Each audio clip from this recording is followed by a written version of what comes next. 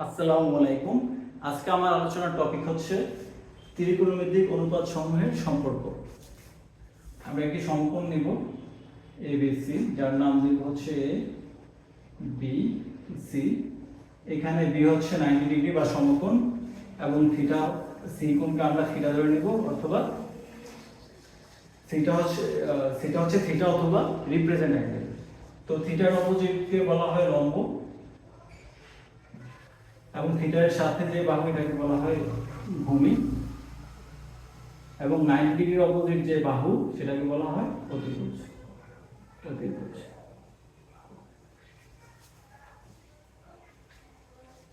আমরা অলরেডি জানি sin theta equal two লম্ব বাই অতিভুজ, লম্ব ডিভাইডেড অতিভুজ।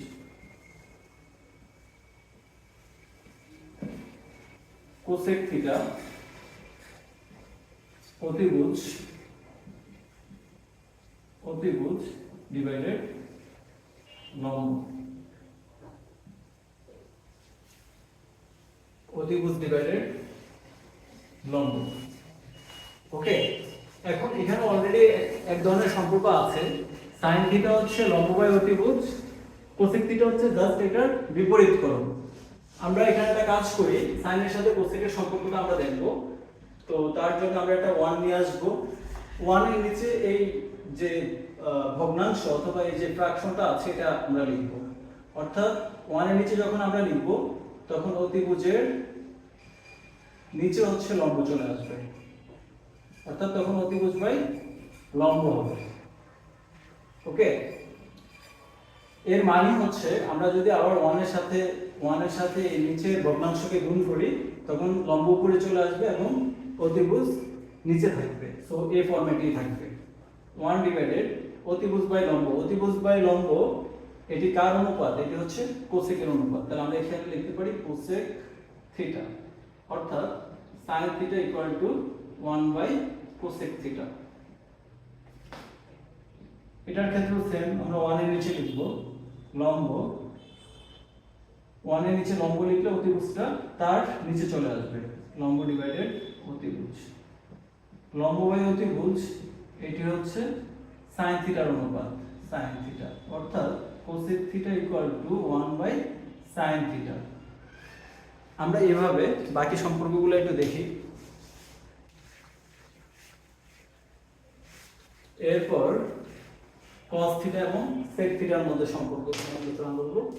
cos থিটা ইকুয়াল টু ভূমি ডিভাইডেড অতিভুজ, ভূমি ডিভাইডেড অতিভুজ, এবং sec থিটা ইকুয়াল টু অতিভুজ ডিভাইডেড ভূমি, অতিভুজ ডিভাইডেড ভূমি। আমাদের এখানকার প্রসিডিউরও হচ্ছে আগের মতে হবে, প্রিভিয়াসলি যেভাবে করেছি ঠিক সিমিলার ভাবেই হবে। 1 এর নিচে আমরা এটাকে লিখব, 1 এর নিচে লিখলে অতিভুজ নিচে হচ্ছে ভূমি চলে আসবে, অতিভুজ ডিভাইডেড ভূমি, অতিভুজ ডিভাইডেড ভূমি। অতিভুজ ডিভাইডেড ভূমি হচ্ছে sec থিটার অনুপাত। আমরা এখানে লিখতে পারি sec থিটা, অর্থাৎ cos theta equal to 1 by sec theta. এটাকে আমরা এভাবে লিখতে পারি 1 এর নিচে ভূমি ডিভাইডেড অতিভুজ, অতিভুজ, ভূমি ডিভাইডেড অতিভুজ এটি হচ্ছে cos থিটার অনুপাত। তাহলে এখানে পাবো sec theta equal to 1 by cos theta. আমাদের আরো দুটি অনুপাত আছে, একটা হচ্ছে tan থিটা আর অপরটি হচ্ছে cot থিটা।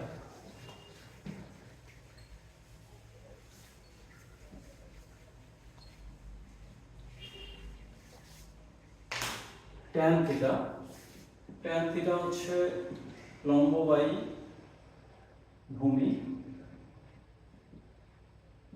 cot থিটা হচ্ছে ভূমি বাই লম্ব। আমরা একে 1 এর নিচে লিখতে পারি।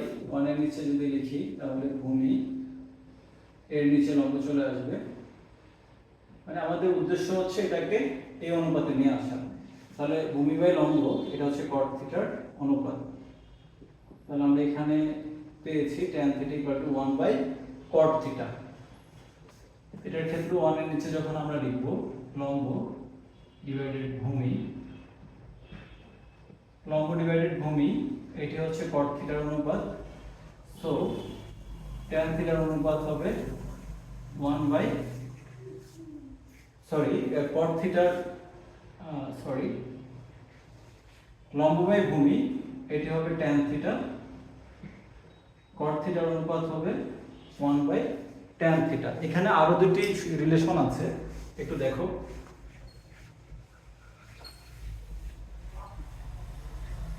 আরেকটি রিলেশন হচ্ছে আমরা একে নতুন অনুপাতে কনভার্ট করব, অর্থাৎ এখানে লম্ব ডিভাইডেড ভূমি আছে, এই অনুপাতে আছে, আমরা এখানে নতুন অনুপাত নিয়ে আসব। ফার্স্ট অফ অল আমি লম্ব ডিভাইডেড ভূমি এটুকু লিখে নেই। লম্ব ডিভাইডেড ভূমি, এখানে একটু অতিভুজ দিয়ে আমি ডিভাইডেড করব লম্বকে, এবং ভূমিকে একটি অতিভুজ দিয়ে ডিভাইডেড করব, যার ফলে ভগ্নাংশের মানটির কোনো পরিবর্তন হবে না, অর্থাৎ অতিভুজ অতিভুজ ক্যান্সেল। তাহলে দেখো এখানে একটা অনুপাত পাবো, এখানে একটা অনুপাত। লম্ব ডিভাইডেড অতিভুজ মানে হচ্ছে sin θ, ভূমি বাই অতিভুজ মানে হচ্ছে cos θ।